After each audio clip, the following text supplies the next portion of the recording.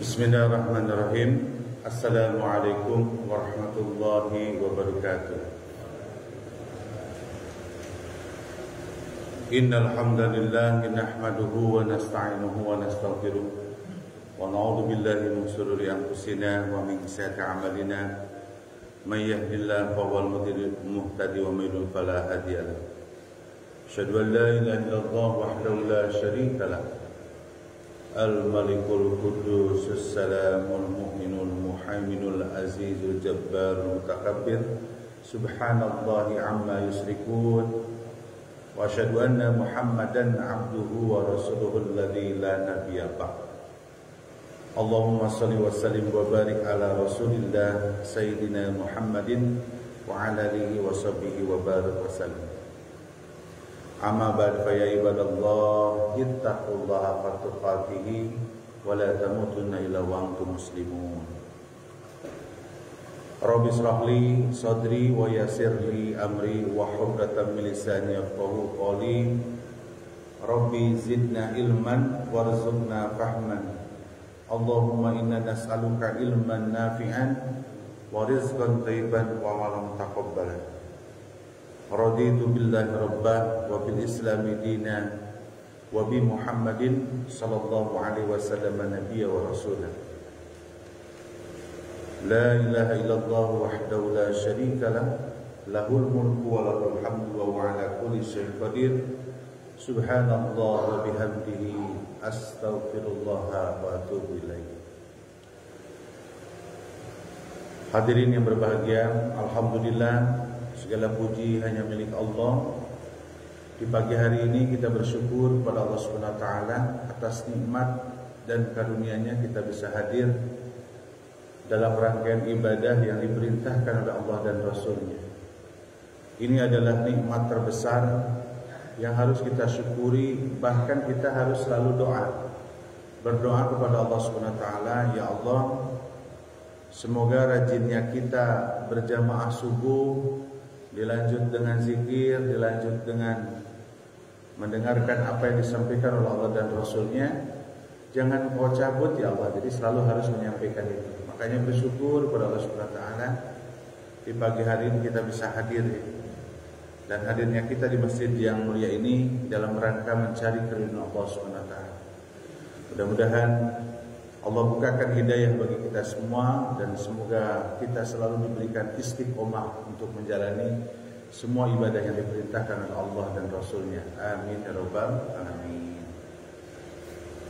Salawat dan salam semoga tercurahkan pada junjungan kita Nabi besar Kanjeng Nabi Muhammad sallallahu alaihi wasallam, pada keluarganya, kepada para sahabat, dan semoga kepada kita semua yang selalu mencintai beliau dengan cara bersolawat, dengan konsekuensi kita selalu patuh dan taat.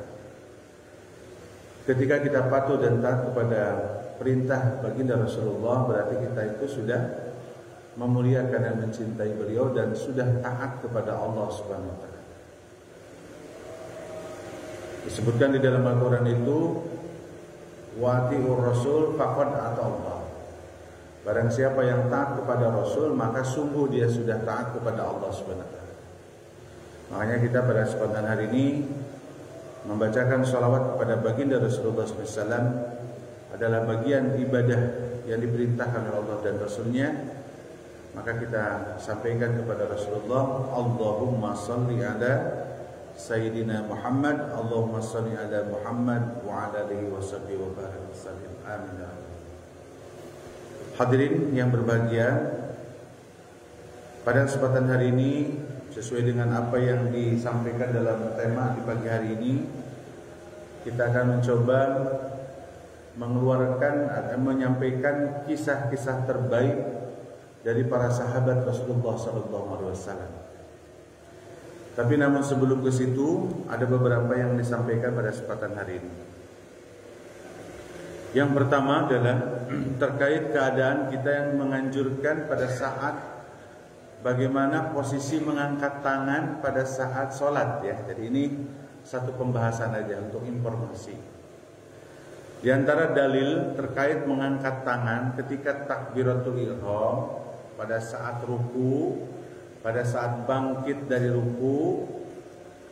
Itu kita lihat hadis Rasulullah SAW. Jadi di masyarakat itu ketika kita bertakbir mengangkat tangan itu ada beberapa dalil yang harus kita pahami.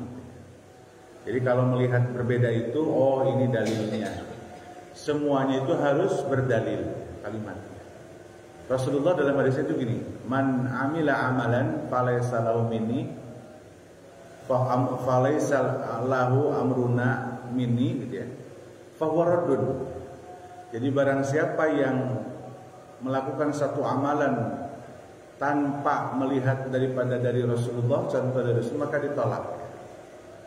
Maka pada kesempatan hari ini kita akan coba mendengarkan apa yang disampaikan. Jadi minimal kita sudah mendengar, oh gerakan tangan kita pada saat takbiratul ihram itu ada dalilnya. Ya, itu aja sebetulnya. Saya sampaikan di sini adalah pemahaman yang satu dan pemahaman yang lain. Yang pertama, hadisnya dalam riwayat Imam Bukhari dan Imam Muslim, bahwa Rasulullah itu mengangkat tangan itu pada saat takbiratul ihram, pada saat dia ruku. Jadi pada saat ruku itu pasti mengangkat tangan, dan pada saat bangkit ruku, lalu pada saat ketika dari ruku kepada sujud tidak mengangkat tangan. Ini hadisnya dalam Imam Bukhari dan Muslim. Dari Abdullah bin Umar radhiyallahu anhu, ia berkata, anna Rasulullah sallallahu alaihi wasallam, disebutkan di sini, kana yarfa'u bi yadayhi, katanya. Jadi Rasulullah itu biasa mengangkat kedua tangannya. Yang pertama nih, jadi teman-teman hadirin yang berbahagia, cara yang pertama itu adalah mereka tangannya itu sejajar dengan pundaknya. Jadi yang pertama nih, ada yang takbiratul ihram itu sejajar dengan pundak. Maka ada orang yang takbir begini ya. Jadi begini itu ada dalilnya hadirin. Rasulullah itu biasa ketika mengangkat tangan dia sejajar dengan pundaknya. Nah itu yang terjadi ya. Sini disebutkan idaf tahal salat. Jadi ketika takbiratul ihram membuka salat, Allahu Akbar. Jadi bukan wah ini Wahabi ya. Itu mah masyarakat supaya konflik aja, supaya berantem ya. Padahal semuanya berdalil ya. Cuma hanya memakainya saja, memakai hadis yang dipakainya itu yang itu. Jadi jangan suka menyalahkan orang lain ketika memang itu ada satu dalilnya. Jadi itu ya, mengangkatnya itu pada saat mengangkat tangan itu yang hari ini dijelaskan hanya bagaimana posisi tangan pada saat ketika takbiratul ihram. Jadi dalilnya ada. Berikutnya ini dalil terkait masalah sejajar dengan pundaknya itu, hadirin. Ini banyak dalilnya. Sebetulnya dalam hadis riwayat At-Tirmidzi, Abu Dawud ya. Kalimatnya sama. Rasulullah SAW ketika melakukan rakaat, ketika mengangkat tangan itu, beliau itu bertakbir mengangkat kedua tangannya hingga sejajar dengan pundaknya. Jadi kalimatnya sama. Nah, baru kenapa yang berikutnya yang kedua, ini dalam hadis riwayat Imam Muslim juga dijelaskan bahwa mereka mengangkat tangannya itu sejajar dengan telinga, kedua telinganya. Jadi gini ya. Makanya suka ada takbir begini ya. Ada takbir begini. Dua hal ini yang berbeda, semua itu berdalil dalam hadis Rasulullah SAW. Dalilnya di sini disebutkan dari Malik bin Al-Hurais radhiyallahu anhu. Ia berkata bahwa Rasulullah SAW ketika bertakbir beliau mengangkat kedua tangannya sejajar dengan kedua telinga. Jadi hadirin, dua hal yang berbeda ini kalau melihat sikap kita melihatnya bahwa itu semua memiliki dalil, ada dasar bahwa dalilnya. Ya, jadi ini adalah setiap nanti kajian akan saya sampaikan satu kalimat aja, satu perilaku ibadah bahwa itu adalah beberapa pemahaman. Sikapi dengan sikap terbaik. Sikap terbaiknya kita saling menghargai, lalu bahwa tahu kedua hal tersebut berbeda. Dan itu semuanya ada dalil dari Rasulullah SAW. Jadi bersanad semuanya. Bahkan hadisnya itu diriwayatkan dengan Imam Muslim dan Imam Bukhari. Yang satunya lagi yang tadi sejajar dengan telinga adalah Imam Muslim. Semoga bermanfaat ya. Itu yang pertama. Sekali lagi, perbedaan itu adalah disikapi dengan sikap terbaik, bukan menjadi meretakkan ukhuwah Islamiyah. Perbedaan tata cara ibadah itu membuat jadi kita saling mengolok-olok ya, itu yang bahayanya. Bedanya cuma itu aja ya. Yang banyaknya sama sebetulnya. Bedanya cuma sedikit ya. Baik hadirin yang berbahagia. Nah, hari ini kita akan coba menjelaskan terkait kisah-kisah terbaik para sahabat Rasulullah SAW. Ini pembahasan hari ini, pagi hari ya. Semoga mudah-mudahan sampai materinya, sampai kita pada sarapan pagi ya. Ada menunya apa hari ini? Bubur kacang sama roti katanya. Insyaallah Pak Slamet menyiapkan. Dalam kesempatan hari ini kita akan coba melihat kisah terbaik ya. Kita dengar dari Allah Subhanahu wa taala dalam surat Al-Fat ya, surat Al-Fat ayat 29. Allah menggambarkan kehebatan orang-orang yang dekat dengan Rasulullah SAW. Jadi dalam surat Al-Fat itu di ayat terakhirnya itu Allah menyampaikan begini, A'udzubillahi minasyaitonirrajim, Muhammadur Rasulullah walladzina ma'ahu gitu. Rasulullah itu utusan walladzina ma'ahu dan orang-orang yang besertanya, berarti para sahabat Rasul. Di situ ada kriterianya. Pertama, ya Syiddahul al-Kufar, Muhammad bin dan seterusnya. Nah, yang pada kesempatan hari ini saya akan membacakan sejarah saja. Di sini akan kita bacakan adalah yang pertama sahabat yang terbaik yang termasuk khulafaur rasyidin itu adalah Abu Bakar As-Siddiq, Abu Bakar. Jadi ada 10 sahabat sebetulnya sudah dijamin masuk surga. Dan nanti insya Allah pada kesempatan hari ini kita akan coba menjelaskan kenapa sampai Rasulullah menjamin masuk surga pada seorang sahabat. Kan jaminan masuk surga itu kita belum tahu ya, mau dapat ampunan, mau dapat surga gitu ya.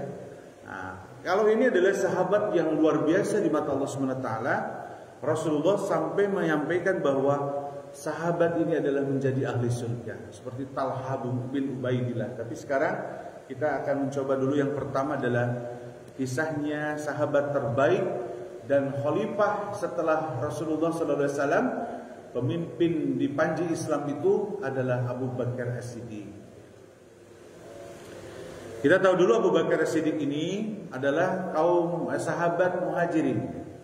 Sahabat yang memang pertama masuk Islam yang berhijrah dari Mekah ke Madinah. Bahkan sahabat kita ini yang namanya Abu Bakar As-Siddiq ini menemani Rasulullah pada saat ketika dia hijrah ke Madinah sampai dikejar oleh para kaum musyrikin, para pasukan. Disayembarakan siapa yang bisa bunuh Nabi Muhammad SAW maka akan diberikan hadiah ya. Yang menemani pada saat perjalanan hijrahnya dari Mekah ke Madinah itu adalah sahabat yang terbaik ini, yaitu adalah sahabat Abu Bakar As-Siddiq. Pertama itu ya. Yang kedua, Abu Bakar As-Siddiq ini adalah mertuanya Rasulullah. Karena anaknya Rasulullah, putrinya Rasulullah yang disebut Amirul Mukminin, Ummul Mukminin, ya, ibunya orang-orang mukmin, itu adalah Aisyah, ya. Siti Aisyah radhiyallahu anha itu adalah putrinya Abu Bakar As-Siddiq. Ya. Perlu tahu ya itu ya. Pada saat itu dinikahkan pada saat Rasulullah setelah Siti Khadijah yang meninggal. Jadi Rasulullah itu kan menikah pada saat usia 25 tahun menikah dengan Siti Khadijah, statusnya adalah janda. Usia 27 tahun ataupun ada berpendapat 40 tahun ya. Jadi Siti Khadijah itu ada yang berpendapat 40 tahun usianya, ada yang 27 tahun. Jadi janda muda gitu. Janda kaya dan janda muda. Siti Khadijah. Khadijah ya, sebetulnya Siti mah kita aja ya. Tambahan Siti itu kita seperti orang Indonesia. Namanya aslinya Khadijah sebetulnya, cuma Indonesia aja ya. Siti Khadijah, Siti Aisyah, Siti Fatimah. Itu dari Indonesia penambahan Siti. Pada saat ketika sudah meninggal Rasulullah kan menduda gitu ya. Setelah menduda beberapa tahun maka diperintahkan oleh Allah untuk menikah. Jadi Rasulullah itu menikah dengan istri-istri banyak itu setelah meninggalnya Siti Khadijah. Jadi Pak Junaidi menikah itu istrinya meninggal dulu kalau mau poligami gitu ya. Rasulullah kan meninggal istrinya Setelah itu baru Rasulullah punya istri lebih dari satu. Jadi waktu pada saat kepada Siti Fatimah, Siti Khadijah, Rasulullah tidak memiliki istri selain Siti Khadijah. Nah, gitu ya. Maka pada saat itu di usia 9 tahun, ada yang disebutkan 12 tahun, ditikahkannya oleh Abu Bakar As-Siddiq putrinya yang namanya Siti Aisyah. Kenapa Siti Aisyah dinikahkan kepada baginda Rasulullah itu sebetulnya adalah untuk menjadi hardis. Hardis itu penyimpan hadis-hadis Rasulullah, supaya masih muda, cerdas, sehingga semua aktivitas yang dilakukan oleh Rasulullah terekam oleh Siti Aisyah. Makanya ribuan hadis riwayatnya adalah Siti Aisyah. An Aisyah radhiyallahu anha qala Rasulullah, sami'tu Rasulullah, ra'aitu Rasulullah, aku dengar dari Rasulullah, aku lihat Rasulullah, melihat Rasulullah. Semua itu diriwayatkan oleh Siti Aisyah radhiyallahu anha. Abu Hurairah, sahabat penjadi stafnya Rasulullah, staf khusus ya. Abu Hurairah itu staf khusus, hampir melayani Rasulullah dalam setiap harinya. Makanya ribuan hadis yang diriwayatkan oleh Abu Hurairah gitu. Jadi sebetulnya menikahnya Rasulullah diperintahkan kepada Siti Aisyah itu untuk menyimpan harddisk, betul, menyimpan memori. Karena waktu itu tidak ada digital seperti sekarang ya, harus dihafal. Makanya semua apa yang disampaikan oleh Siti Aisyah itu semuanya berdalil, termasuk dalam masalah keluarga. Ini yang hebat ya Siti Aisyah ya. Jadi itu. Nah sekarang ceritanya Abu Bakar As-Siddiq itu ya. Bagaimana keutamaan sahabat kita ini Abu Bakar As-Siddiq itu tadi sebagai khalifah. Di sini Rasulullah itu menggambarkan bahwa Abu Bakar adalah manusia terbaik. Jadi setelah baginda Rasulullah SAW, ketika pada saat itu yang terbaik di antara sahabat semuanya itu adalah yang disebut Abu Bakar As-Siddiq. Makanya pada saat ketika Rasulullah meninggal ya, di usia 63 tahun itu, maka pengganti pemimpin umat Islam itu adalah dari hasil masukan-masukan dari para sahabat yang terbaik itu adalah Abu Bakar As-Siddiq. Nah, sekarang kita coba dengarkan apa yang disampaikan oleh baginda Rasulullah SAW dalam hadis riwayat Imam Bukhari ya. Begini, Rasulullah mengatakan begini. Kunna nukhairul bainan nas, katanya. Ya, bahwa fi zamanin Nabi sallallahu alaihi wasallam fa nukhairu Abu Bakar. Jadi kalimatnya, jadi para sahabat pernah menilai orang yang terbaik di zaman Nabi Rasulullah SAW itu adalah yang disebutkan yang terbaik adalah Abu Bakar radhiyallahu anhu. Tsumma Umar, lalu berikutnya adalah Umar bin Khattab, tsumma Umar bin Khattab, tsumma Utsman ibnu Affan radhiyallahu anhu. Jadi ini kata Ibnu Umar itu bahwa disebutkan di dalam hadis ini disebutkan bahwa para sahabat yang terbaik di zamannya baginda Rasulullah SAW itu adalah Abu Bakar, Umar bin Khattab, dan Utsman bin Affan di dalam hadis riwayat Imam Bukhari. Itu ya. Jadi memang kalimat pertamanya itu adalah Abu Bakar As-Siddiq itu adalah sahabat yang terbaik setelah baginda Rasulullah SAW. Itu yang pertama. Coba kita dengarkan lagi dari Ali bin Abi Thalib radhiyallahu anhu. Pernah ditanya oleh putranya Muhammad bin Al-Hanafiyah. Ia berkata, aku bertanya kepada ayahku, katanya, kata anaknya itu ya, ayahkunya itu adalah Sayyidina Ali. Qultu li abihi ayuhan nas khairu ba'da Rasulullah sallallahu alaihi wasallam. Kata anak itu, siapa sih manusia yang terbaik setelah baginda Rasulullah SAW? Maka jawabannya adalah dari Ali bin Abi Thalib itu adalah Abu Bakar. Faqultu tsumma man?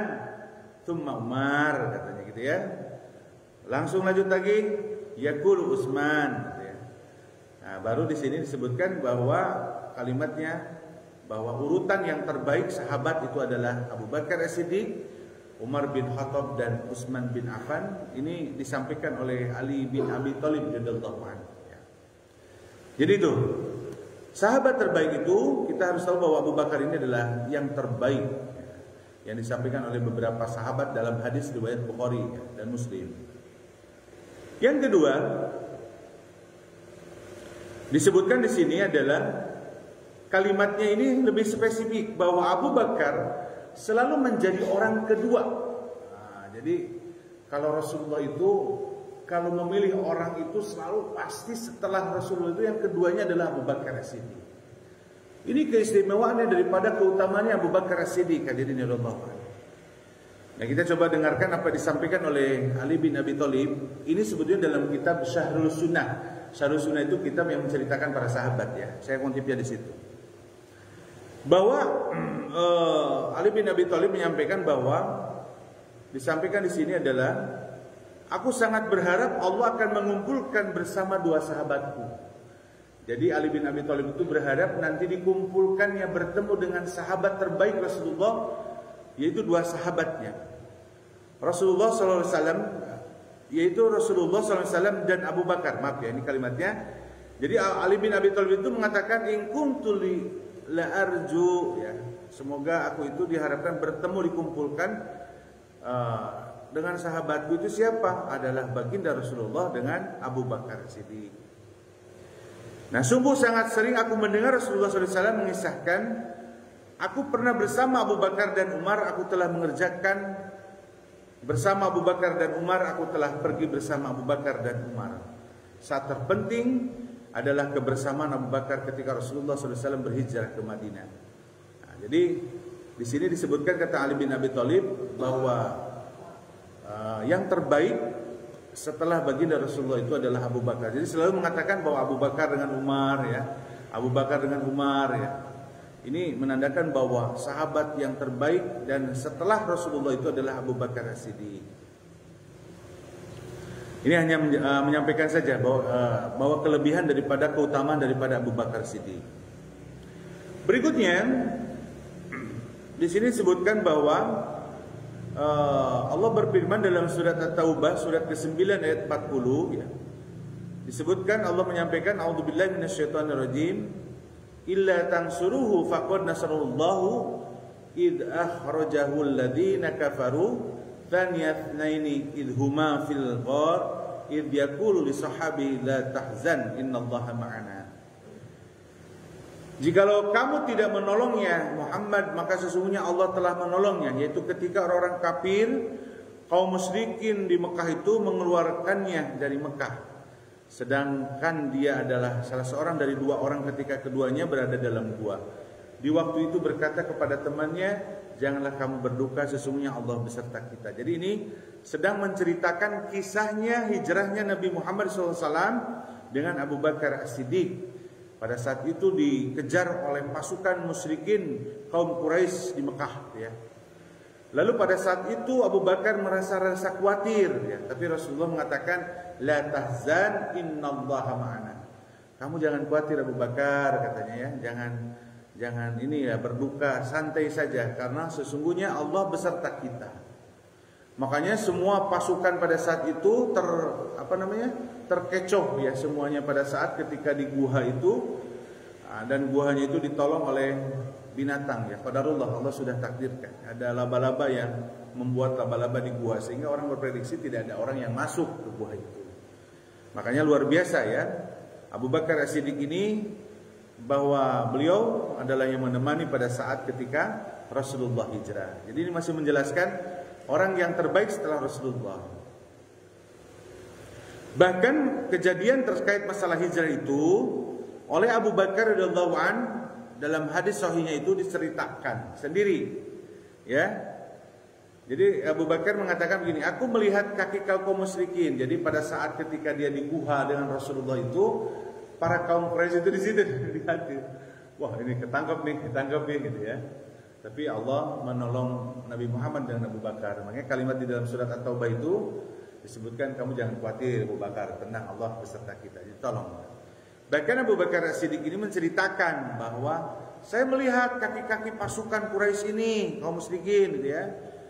Ketika kami di dalam guha, maka aku bertanya kepada Rasulullah, wahai ya Rasulullah, seandainya seorang ini dari mereka melihat ke arah kakinya, niscaya dia akan melihat kita di bawah kedua kakinya. Jadi kata Abu Bakar, kalau wahai Rasul itu kalau lihat kita ke bawah begitu, kelihatan dong kita gitu ya. Maka Rasulullah SAW menjawab, wahai Abu Bakar, apalah kau kira kau berikan di antara dua orang yang Allah menjadikan pihak ketiganya? Bagaimana pendapatmu tentang dua orang yang ditolong oleh Allah sebagai pihak ketiga? Jadi artinya Rasulullah meyakinkan kepada Abu Bakar bahwa pihak ketiganya Allah lah yang akan menolong pertolongan pada saat ketika Rasulullah di dalam guha itu. Jadi tenang saja, Allah yang akan melindungi. Jadi itu ya, ini cerita daripada Al-Qur'an surat At-Taubah ayat 40 dan hadis riwayat Bukhari dan Muslim yang diceritakan oleh Abu Bakar As-Siddiqnya bahwa ketika cerita pada saat dia hijrah dari Madinah dari Mekah ke Madinah. Jadi itu ya, keutamaan daripada Abu Bakar As-Siddiq. Berikutnya, bahwa Abu Bakar adalah orang yang paling dicintai oleh Rasulullah SAW.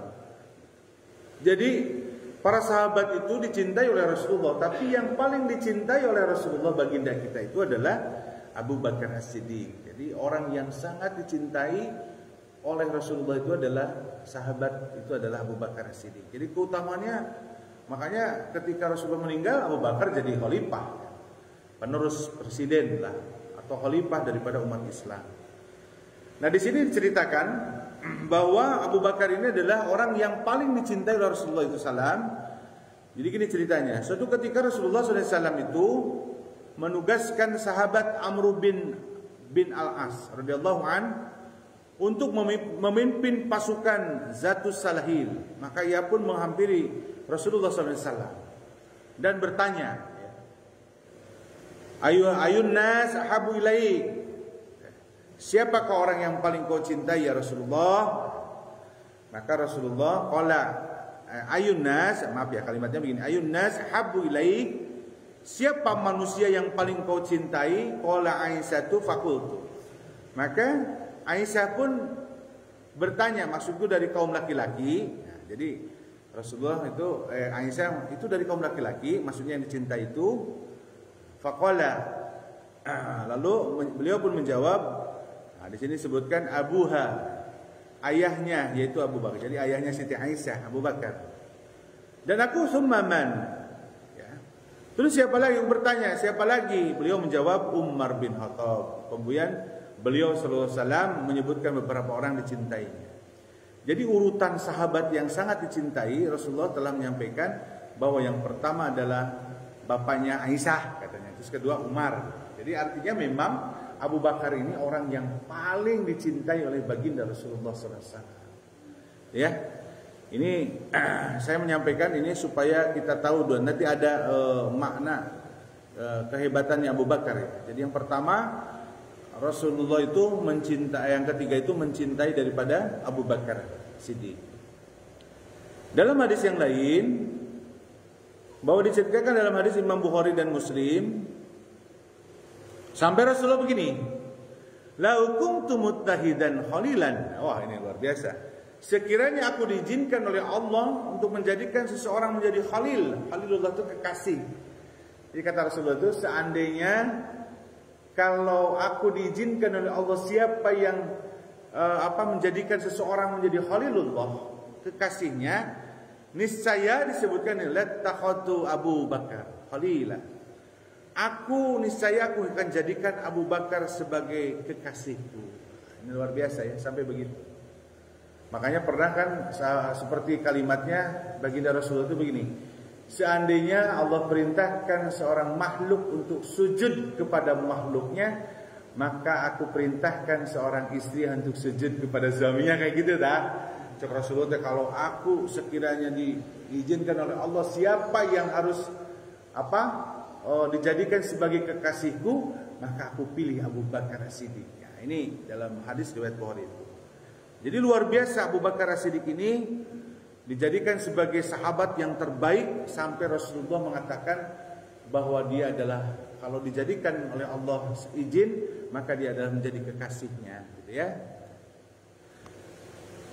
Baik, hadirin berbahagia, saya kan cuma hanya bacain aja nih, dan ini menjadi menguatkan kepada kita semua bahwa sahabat kita, sahabat Rasulullah Abu Bakar ini adalah tadi adalah manusia yang terbaik, orang yang kedua setelah Rasulullah, dan yang ketiga adalah Abu Bakar As-Siddiq. Ini adalah orang yang sangat dicintai.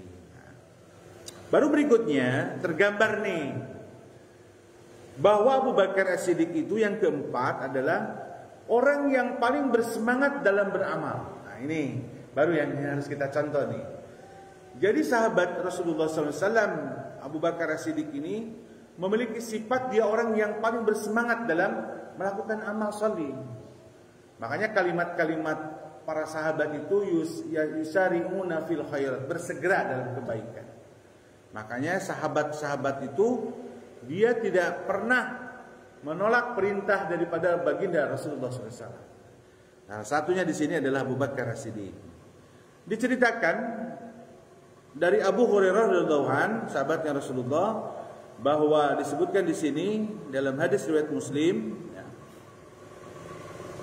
Rasulullah SAW bertanya kepada para sahabat, siapakah di antara kalian pada hari ini berpuasa?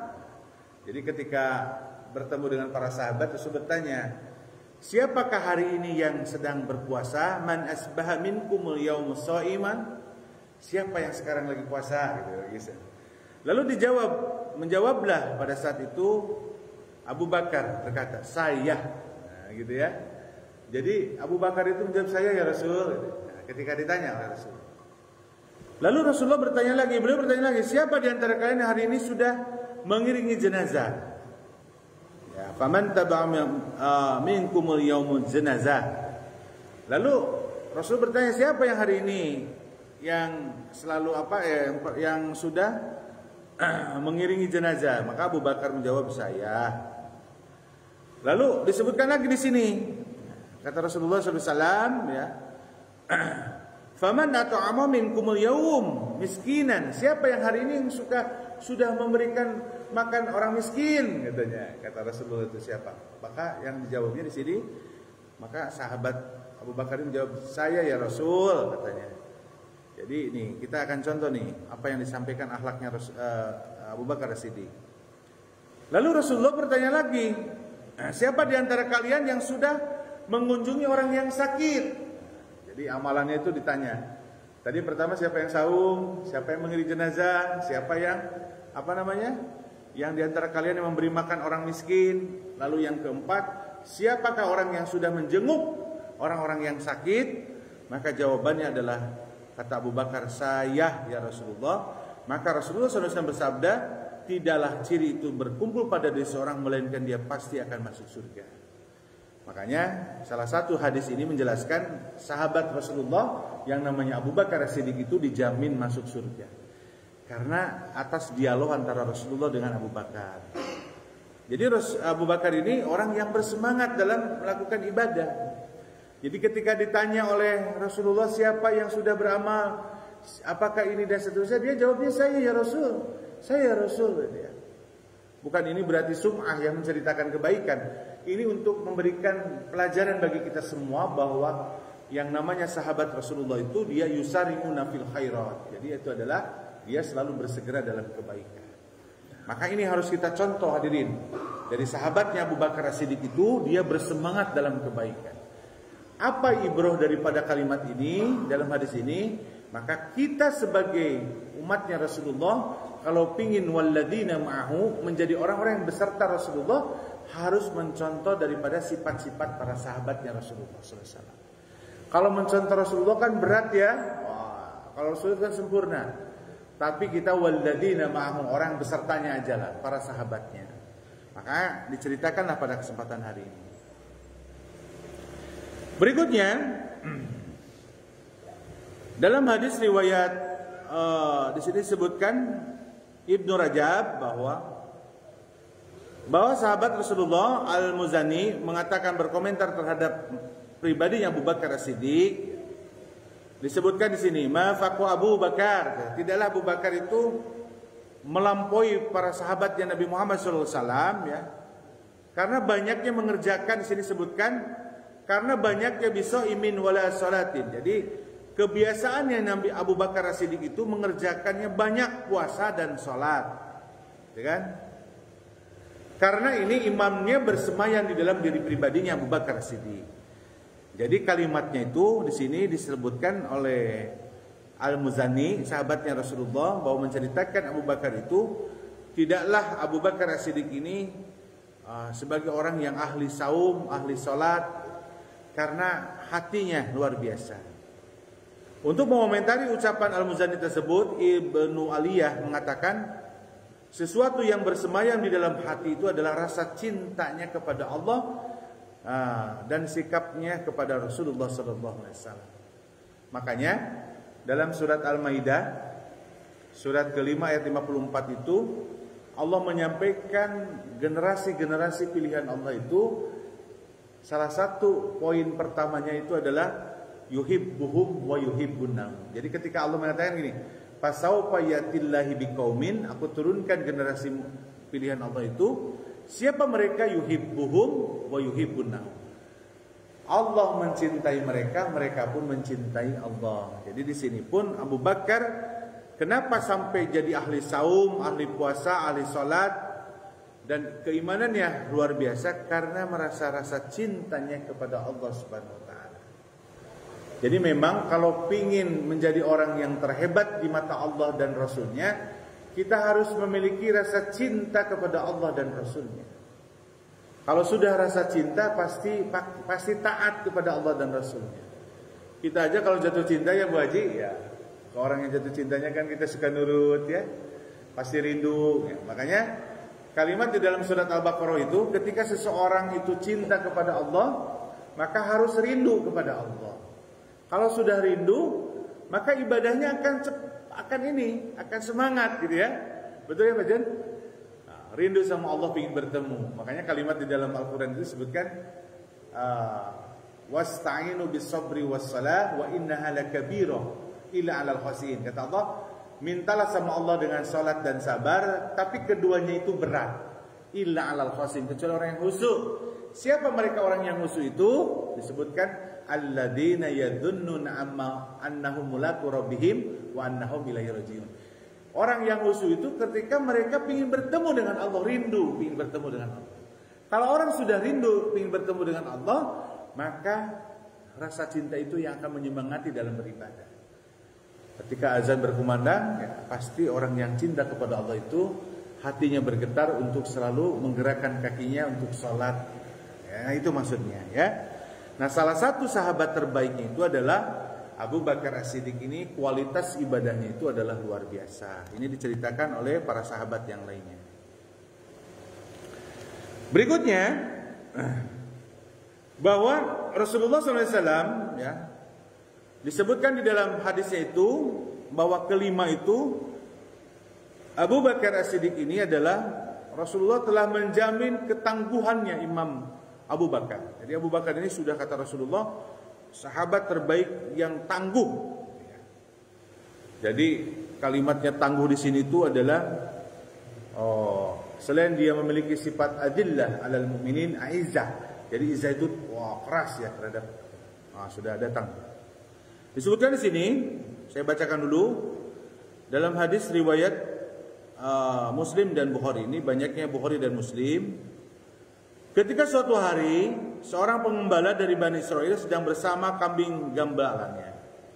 Tiba-tiba seekor serigala datang memangsa seekor kambing.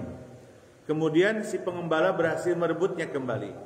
Maka serigala tersebut menoleh sambil mengatakan, "Punya siapakah kambing-kambing itu?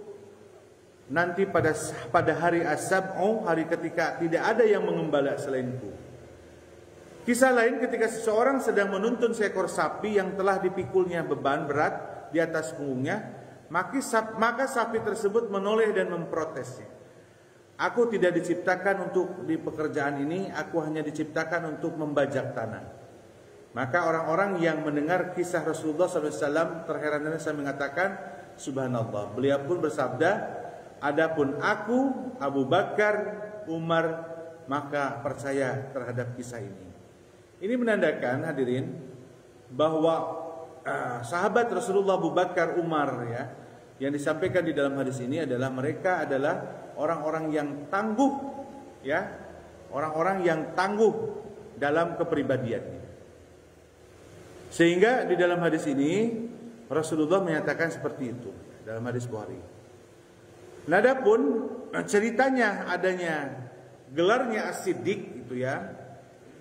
Gelarnya As-Siddiq itu, Abu Bakar As-Siddiq itu adalah orang yang selalu mempercayai berita dari Rasulullah SAW. Jadi kalau ada Rasulullah mengatakan, Abu Bakar itu selalu mengatakan Samina wa ta'na. Kami dengar ya Rasul dan kami taat. Termasuk pada saat ketika Rasulullah menceritakan peristiwa besar, pada saat itu Allah akan memerintahkan salat, itu terjadinya Isra dan Miraj, maka yang pertama cerita itu disampaikan oleh baginda Rasulullah, maka yang pertama percaya adalah Abu Bakar. Maka gelarnya As-Siddiq, yang selalu mempercayai daripada apa yang disampaikan oleh Rasulullah. Ya, jadi itu sampai di dalam kisahnya hadis Rasulullah SAW itu, ketika ada dialog antara Rasulullah dengan Abu Bakar. Jadi disebutkan bahwa kalimatnya adalah pada saat ketika Rasulullah menceritakan terkait Isra Miraj, lalu Abu Bakar menjawab, ya na'am, ya, inni la usaddiquhu bima huwa abdahu min dzalika asaddiquhu bi khabarin samawati fi aduwatin arahatin. Jadi kata Abu Bakar itu, saya membenarkan membenarkan apa cerita daripada Rasulullah SAW terkait peristiwanya Isra dan Miraj. Falidzalika summiya Abu Bakar Siddiq. Itulah mengapa beliau dinamakan Abu Bakar As-Siddiq. Jadi cerita Abu Bakar As-Siddiq ini hadirin, karena dia ceritanya dalam hadis riwayat Al-Hakim ini, Abu Bakar As-Siddiq adalah gelarnya As-Siddiq ini karena membenarkan berita pada saat Rasulullah mengatakan sudah terjadi peristiwa Isra dan Mirajnya baginda Rasulullah SAW. Ya. Terus berikutnya, terakhir nih lah ya, bahwa yang keenam, keutamaan daripada Abu Bakar As-Siddiq ini diceritakan itu, kisahnya itu adalah Abu Bakar As-Siddiq itu memiliki sifat lemah lembut dan pemaaf. Ini sudah jelas ya bahwa sifat daripada generasi pilihan Allah itu dalam surat Al-Maidah itu memang dia adalah adillah, lemah lembut ya. Termasuk pada pribadinya Abu Bakar As-Siddiq itu, sifat lemah lembut itu terjadi pada Rasulullah, terjadi pada Abu Bakar As-Siddiq. Ini kisah itu dari Aisyah radhiyallahu anha, putrinya daripada Abu Bakar As-Siddiq, bahwa kehebatannya Abu Bakar As-Siddiq itu adalah selama dia menjadi seorang pemimpinnya pun dia adalah orang yang lemah lembut ya. Jadi beringas ya. Beda nanti ketika cerita Umar bin Khattab ya. Umar bin Khattab itu beda kualitas orangnya. Kalau Abu Bakar lemah lembut ya. Makanya kalau kita melihat film kisah daripada kekhalifahan, itu kan ada 10 jilid tuh, 10 file ya. Pertama bagaimana ketika Rasulullah wafat lalu dipimpin oleh Abu Bakar. Itu memang Abu Bakar itu sahabat yang lemah lembut ya. Bahkan salah satu sifatnya itu adalah dia juga pemaaf. Lemah lembut, pemaaf itu adalah indikator generasi pilihan Allah SWT. Kalau adillah itu di dalam surat Al-Maidah surat kelima ayat 54. Di dalam surat Al-Fat ayat 29, bahwa orang-orang hebat yang disebut sahabat Rasulullah itu adalah memiliki sifat adillah dan ruhama, kasih sayang. Jadi sahabat itu kehebatannya adalah dia lemah lembut. Lalu pemaaf, kalau pemaaf itu memang dilihatkan dalam surat Ali Imran, surat ketiga ayat 134.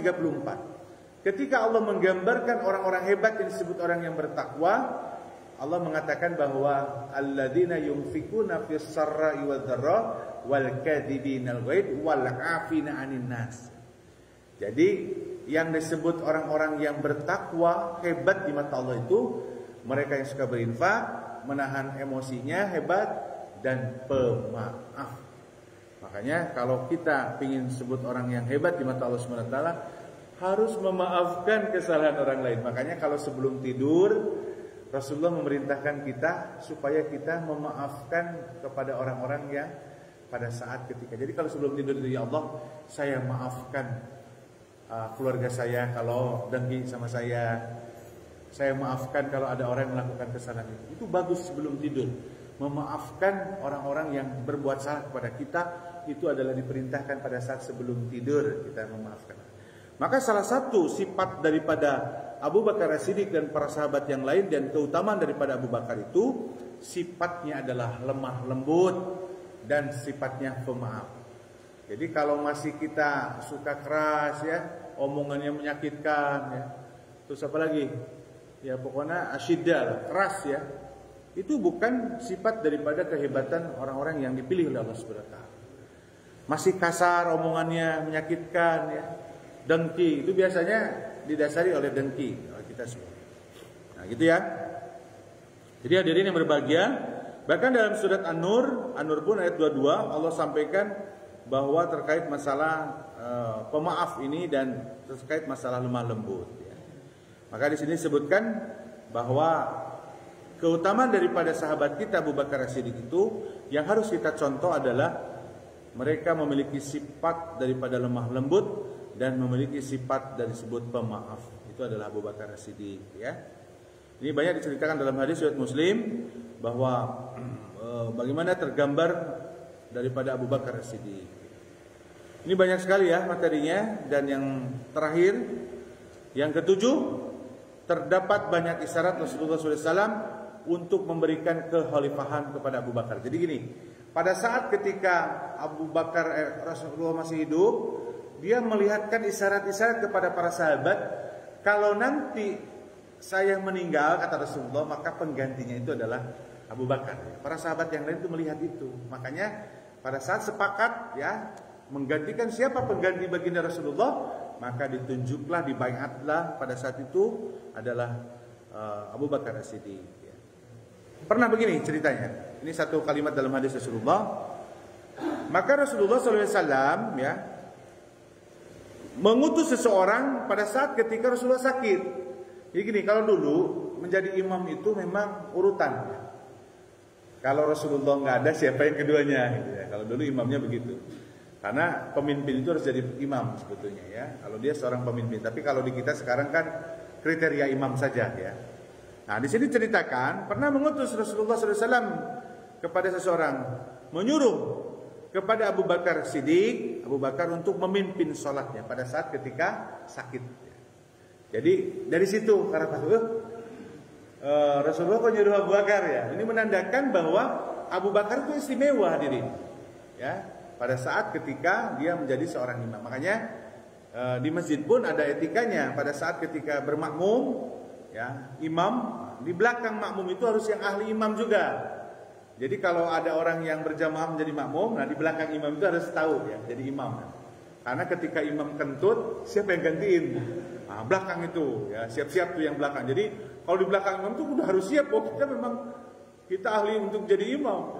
Pada saat kentutnya di rakaat pertama ya dia pada saat rakaat kedua kalau dizaharkan harus membaca surat Al-Fatihah dan surat pendek atau surat-surat ya. Makanya yang di belakang imam itu harus betul-betul yang mampu untuk memimpin sholat ya. Jadi jangan sembarangan tuh yang di belakang imam itu ya. Harus ahlinya. Ya mending kalau nggak kentut ya. Kalau kentut siapa yang gantiin? Makanya ini kalau kentut imam itu harus keluar. Makanya ada pintu keluar ya. Supaya dia bisa keluar untuk wudu dan ikut bergabung lagi, yang di belakangnya ke depan untuk menggantikan menjadi imam. Nah, indikator itu terlihat pada saat para sahabat itu bahwa Abu Bakar Siddiq selalu ditunjuk oleh Rasulullah. Abu Bakar, kalau saya lagi sakit kamu mimpin gitu ya. Gitulah. Maka pada saat ketika meninggalnya Rasulullah, khalifah pertama menggantikan Rasulullah itu adalah Abu Bakar As-Siddiq. Hadirin berbahagia, ternyata kehebatan para sahabat ini luar biasa. Salah satunya adalah figur sosok sahabat yang disebut Khalafur Rasyidin adalah sahabat yang namanya Abu Bakar As-Siddiq, sahabat yang dijamin masuk surga pada saat nanti meninggal di yaumil hisab. Mereka masuk tadkhulul jannah bighairi hisab. Jadi masuknya itu tanpa hisaban ya. Sahabat-sahabat yang sudah dijamin surga itu tidak tanpa hisaban. Alhamdulillah, itu adalah cerita bagaimana ada 7 keutamaan daripada Abu Bakar As-Siddiq.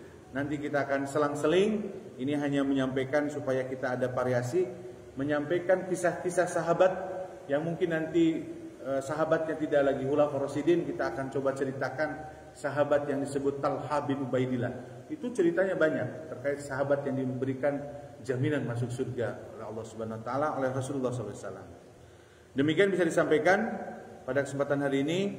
Hari ini adalah mendapatkan ibrah dari kisahnya sahabat Rasulullah, yaitu adalah kisah terbaiknya adalah bagaimana sahabat Rasulullah yang disebut Abu Bakar As-Siddiq itu banyak keutamaan-keutamaan yang perlu kita contoh. Mudah-mudahan kita dikuatkan oleh Allah Subhanahu wa taala supaya kita selalu bisa mencontoh baginda Rasulullah, bahkan mencontoh para sahabat Rasulullah yang disebut namanya adalah Abu Bakar As-Siddiq. Amin ya rabbal alamin. Demikian bisa disampaikan. Terima kasih atas perhatiannya, dan semoga apa yang disampaikan oleh saya hanya menyampaikan saja. Semoga kita dikuatkan oleh Allah Subhanahu wa taala untuk istiqomah dalam menjalankan ibadah. Amin ya rabbal alamin.